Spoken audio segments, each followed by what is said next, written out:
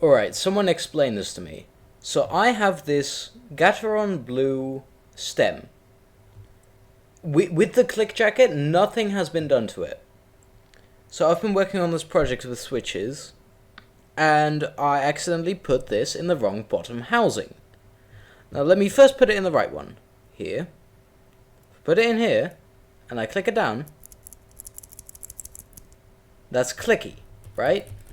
That is a clicky switch. But if I put it in this one, which I'm pretty sure belonged to like Gateron Yellow or something. Keep in mind, I put this in my keyboard, it still fucking actuates. I have a linear MX Blue. What? Right, so I listened to the audio recording and it didn't sound very convincing. It sounded like it was still a clicky switch.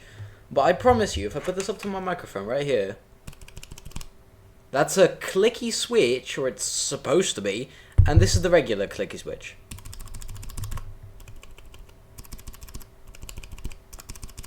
Remember, this is the same exact setup, I just put keycaps on it. So listen, clicky switch, linear switch.